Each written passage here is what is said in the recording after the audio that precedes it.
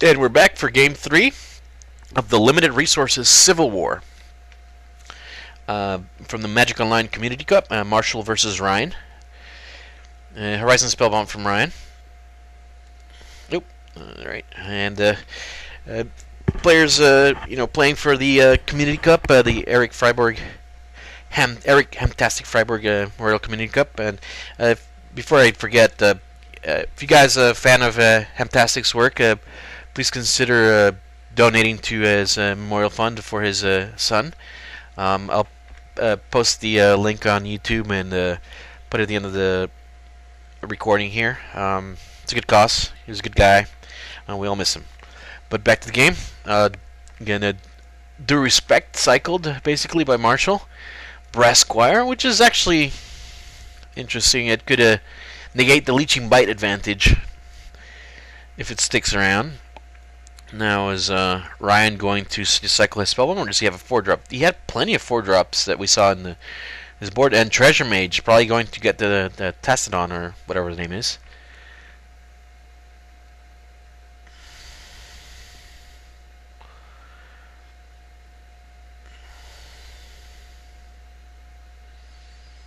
And let's see what Marshall chooses to get for the Treasure Mage. Treasure Mage again enters the battlefield. You may search your library for an artifact card with converted mana cost 6 or greater. And there's a Thundering Tenodon, which with the Phyrexian mana is over 6 casting cost, but it can be cast for 4. Probably cast coming down for 5 next turn if Ryan has another mana source. Alright, so based on what we saw from Marshall's deck so far, the Tenodon is actually a big problem.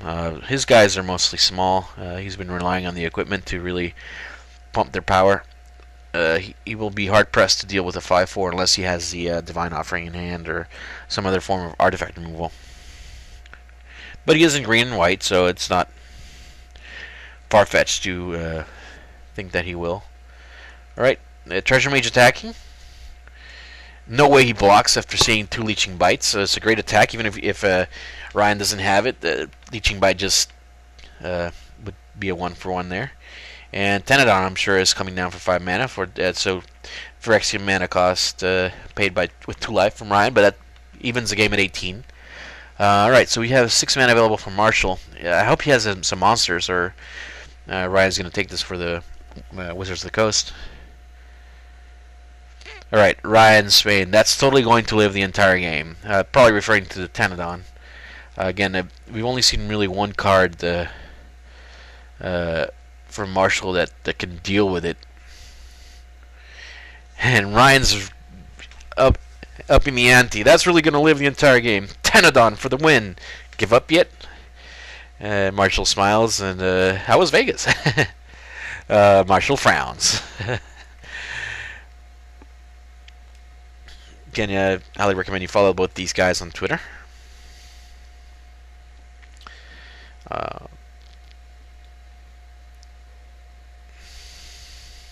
Alright, Marshall deep in the tank here. Certainly he can afford to take a hit from the Tenodon. But he just needs to start forming some kind of plan here that shows a path to victory. I don't know if the Weenie Flyers is going to get there, if that's what the focus of his deck is. Already given up and trying to run down his clock, Ryan? Just playing all angles, nuts and bolts. Alright,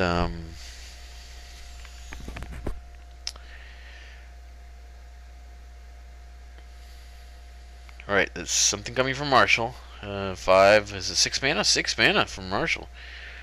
Does he have the Wrath?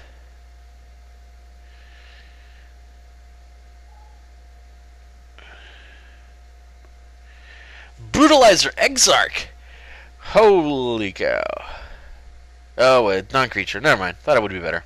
Still pretty good. Let's get rid of the Horizon Spellbomb. 3/3, so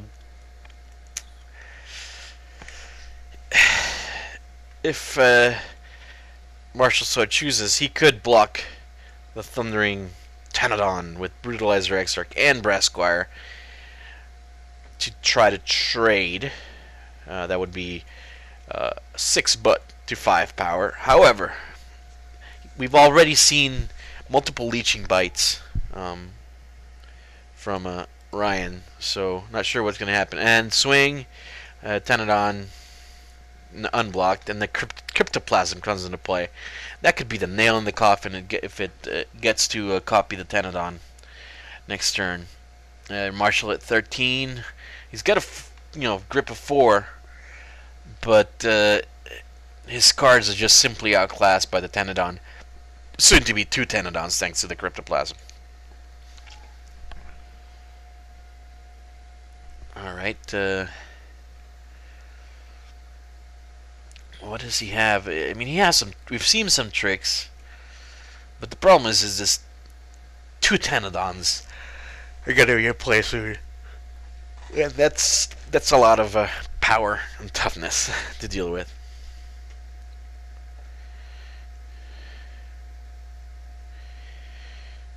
People in the tank. What can Marshall do? Alright, see some tapping of the manas. 7 mana. Come on, Elesh Norn! That would be pretty cool. And Maul Splicer. Alright, Maul Splicer is not a bad quasi-answer. 7 power. Will easily... Well, this will allow him to trade. And not be too far behind. And the swing. I don't know if I like the swing, but I mean, I guess it's not getting blocked, and he's probably not blocking with the Exarch. The question is, I don't know. Let's see what happens here. Cryptoplasm triggers, goes on the stack, and obviously copies the Tenodon. So we got 2/5/4 Tramplers.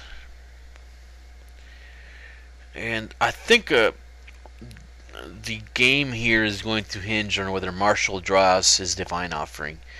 If he, trades here with one of these Tenodons, and then is able to Divine Offering the other, the life gain might offset the fact that he's a bit behind.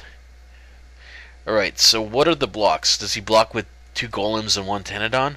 Or does he just kind of play it safe, a golem and maybe the squire? And one of the other 1 power guys on 1?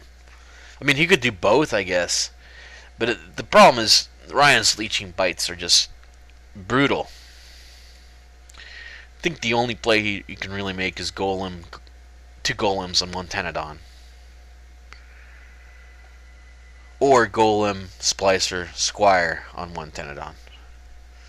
But he goes for 2 golems. That way he doesn't get blown out by the leeching bite. Or at least not by 1. If he's got both, then sure. Alright, and he copies the Cryptoplasm because basically the Cryptoplasm would always be the best creature on the board. Whether it was Tenodon or Argent Sphinx or, oh wow, second Treasure Mage. We saw the Hexblade Golem. 5/7 would be a problem for Marshall, I think. But once again, does Marshall have the Divine Offering? The life gain that hitting a Thundering Tenodon or the Hexblade Golem would allow him to race, I think. Both players down to 3 cards in hand. There's plenty of mana on the battlefield here, and here comes the Bard Battle Gear. So what is going to happen? What gets equipped here? Oh, and he's got the Brass Squire.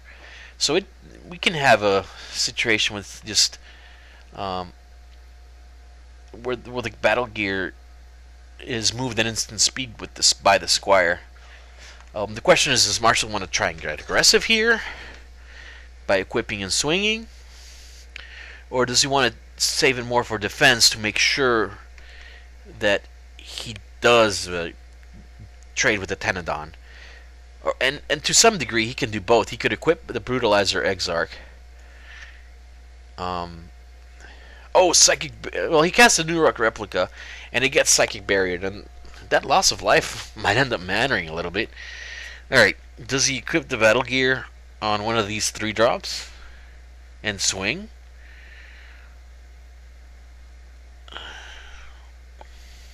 I don't know.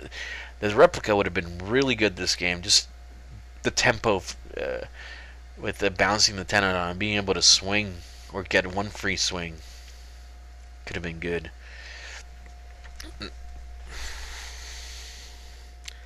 Now what's going to happen here is, does he swing? Does he swing with the Golem or the Brutalizer Exarch to try to whittle down at Ryan's life total, or does he hold back and ensures that there's a trade with that Thundering Tenodon? Remember, Ryan has a Hexblade Golem in hand, which would be an additional monster to try to kill.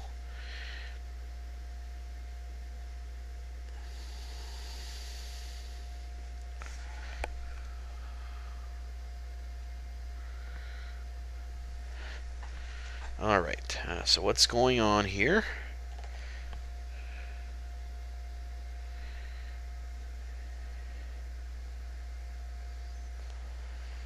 Alright, deep in the tank. I mean, alright, and so he does swim with one Golem. Worst case scenario, Leeching Bite, but I think he has to run it out there. It's Leeching Bite. If so, he's only got one Leeching Bite. It would have to be in his hand, and then he would have perfect information about the contents of Ryan's hand. And meanwhile, from Ryan's perspective, I think you just double block. You're more than happy to trade one Treasure Mage for the Golem, straight up.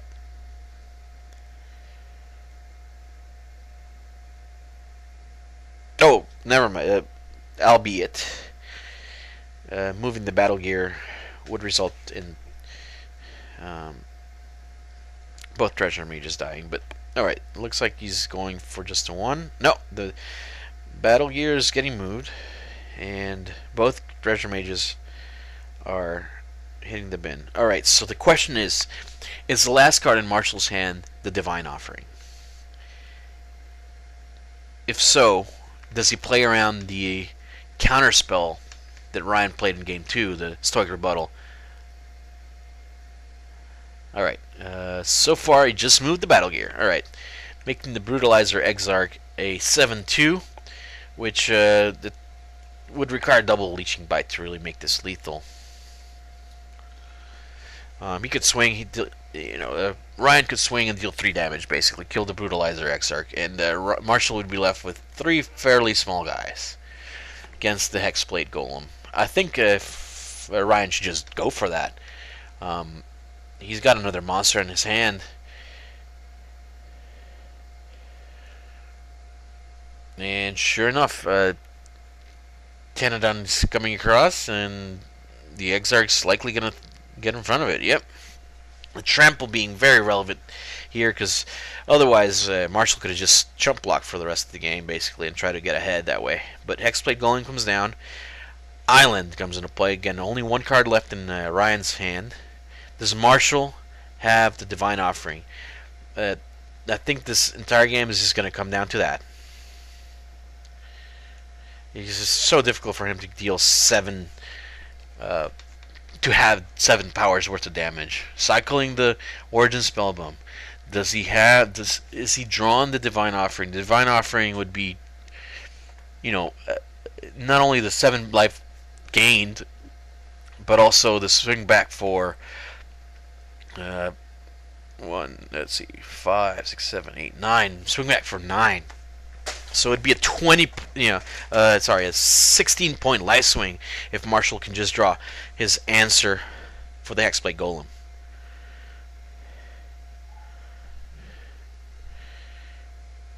Now back to Ryan's side of things. Mortis Dog coming into play? No, just equipping. Okay. Alloy Mirror is getting equipped. And just setting up a possible double block, I guess. And the Argent Sphinx comes down.